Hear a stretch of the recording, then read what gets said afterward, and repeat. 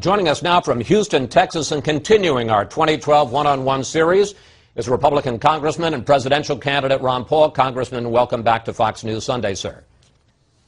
Thank you, Chris. Good to be with you. You just heard Director Fugate talk about all of the things that FEMA is doing to help people in the path of Irene. But you talked a couple of days ago about that we should do things the way we did all the way back in 1900. Let's take a look at what you said.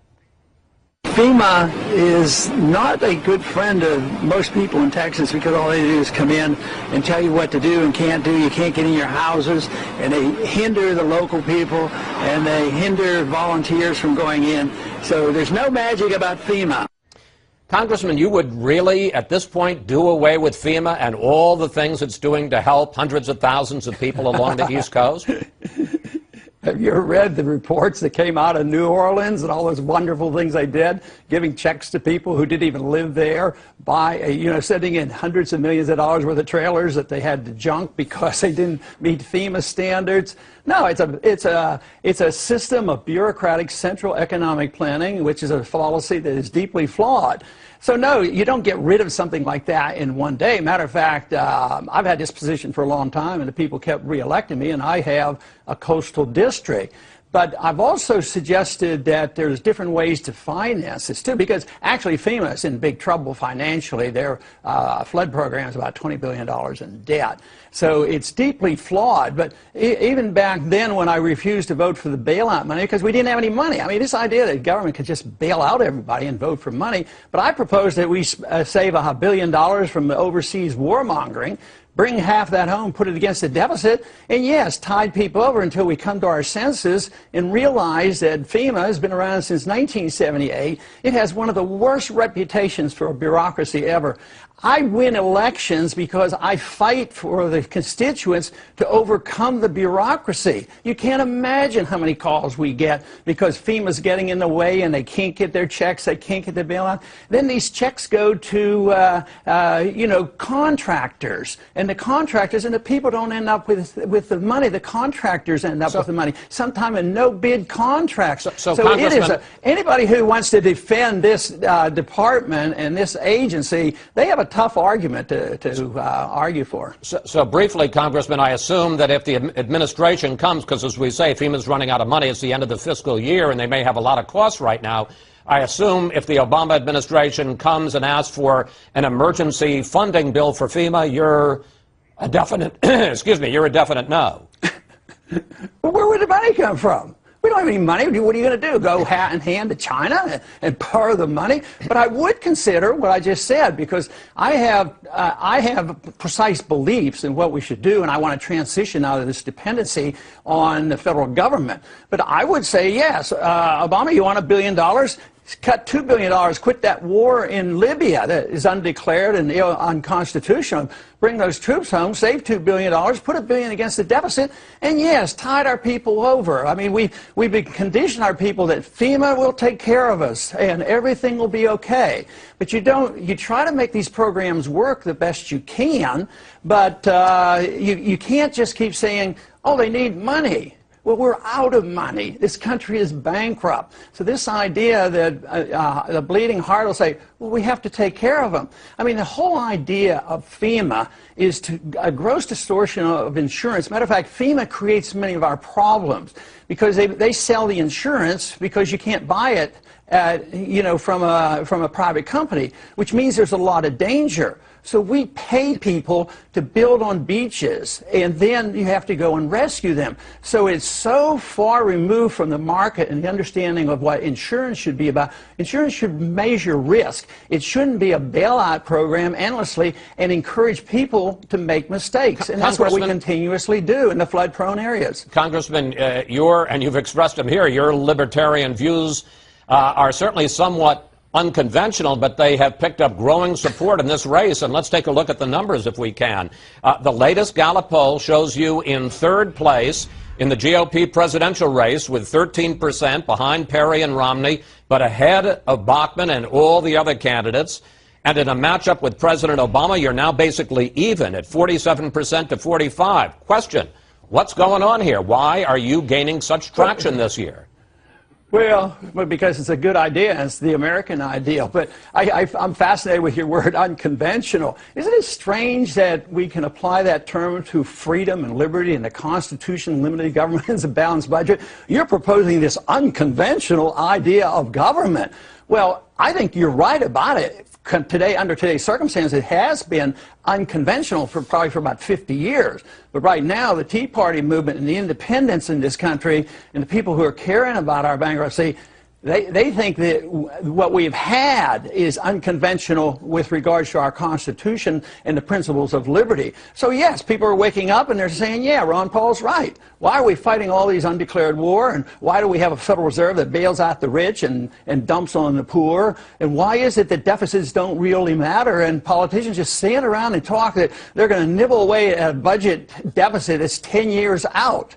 So, no, this is a very popular philosophy, and it's not my philosophy. It's the philosophy of the Constitution. It's the philosophy of liberty, private property rights, and not dependency on government. That is the big thing. People are supposed to assume some responsibility for themselves in a free society. Congressman, I want to explore what your goal is in this campaign, and I want to read from an interesting profile of you in the latest issue of Time magazine. Let's put it up on the screen.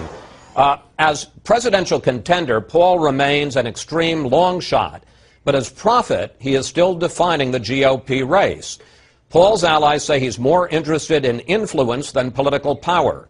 He does not have a great personal desire to be the president, says Jesse Benton, Paul's campaign manager.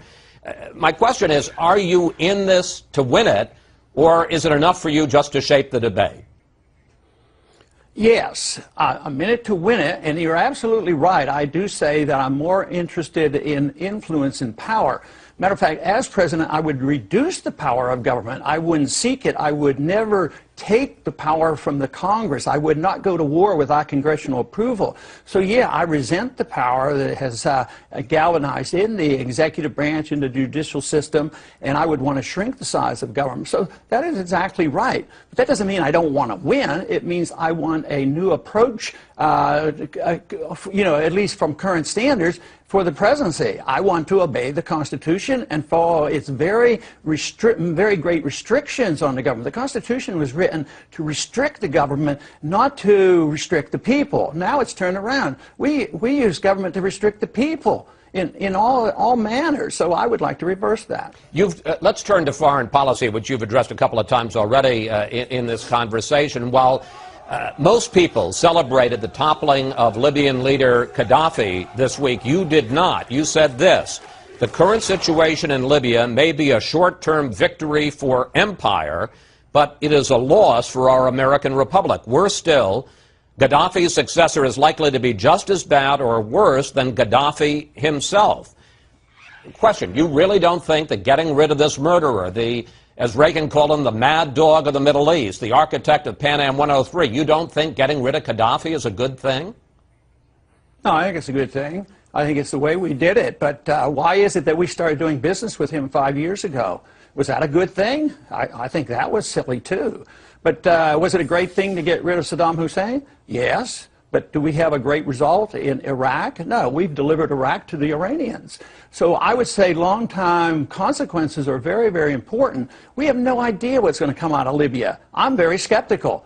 But maybe it'll be a miracle and everybody will be wonderful and they'll have Western democracy and everybody will be pleased. But I'm predicting that's not going to happen because they've already said troops are needed now to maintain order. Nobody even knows who the rebels represent. And there's good evidence that the Al-Qaeda is there. So we may be delivering Al-Qaeda another prize. They'll be in Libya. They weren't there before.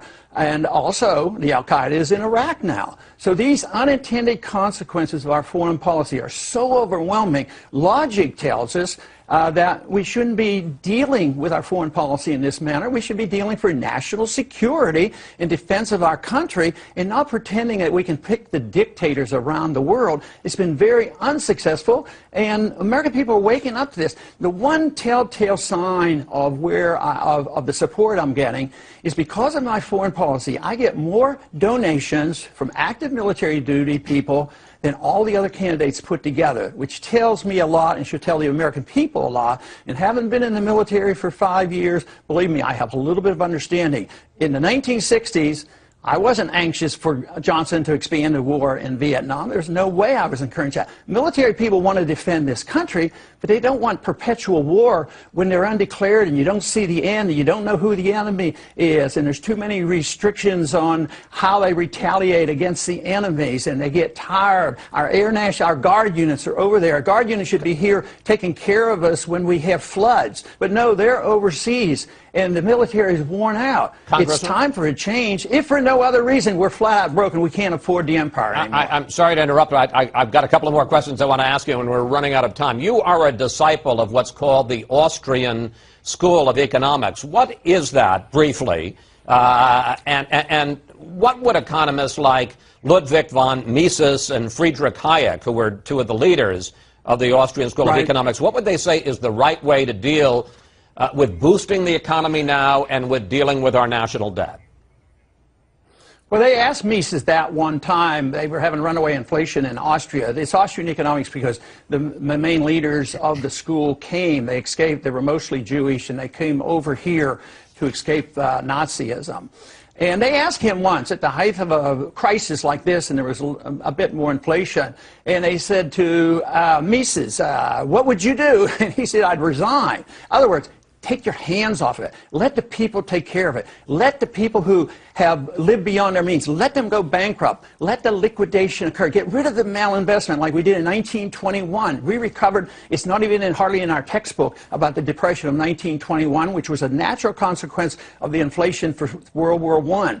So we want our hands off. The Depression lasted 17 years because we wouldn't do that. Japan has had hands-on. They've been in the doldrums for 20 years. So, and we're now into this one. It's a lot more than 5 years. We're basically been over 10 years that our economy has been slipping. So they would say, hands off, give us a sound currency, free up the markets, property rights, enforce contracts, make sure people go bankrupt when they're bankrupt, and don't bail out their buddies. Don't let the Federal Reserve create money out of thin air and bail out their buddies. But the most important thing about Austrian economics is the artificially low interest rates, which cause business people, savers, and consumers to do the wrong things. They make mistakes. So it's sort of like a price control that causes all the problems. And Congressman, we have less than a minute left. Fed Chairman Bernanke announced this week that he is not going to take any immediate action to boost the economy. Do you think that your criticism, which is now being echoed by some other Republicans, both in the presidential race and in Congress, do you think your criticism may have led him to pull back? Well, he really hasn't pulled back. Symbolically, he has, and he's not having another QE3. But he has maintained that he will keep interest rates low for up until 2013. He can't keep interest rates low without monetizing debt, because if somebody else doesn't buy it, he has to buy it. So he's continuously quantitatively easing. So Greenspan did that when he held interest rates too low, too long, and he was instrumental in creating the bubble. So it is not a big change in things. He at least, but he sort of said, oh, it's up to the Congress. You know, if the Congress, it's all the Congress's fault. They need to deal with this, because he's sort of throwing up his hands. But all he needs to do is quit monetizing debt. Interest rates would go up and Congress would be forced to cut. That is why gold backing a currency, a gold standard, restrains big government. Governments can't spend endlessly for entitlements, and they can't spend by deficit financing to fight these endless wars. Congressman Paul, we're going to have to leave it there. We want to thank you so much for joining us and for the economics lesson as well, sir. Always a pleasure to talk with you, and we'll see you on the campaign trail. Appreciate it, Chris.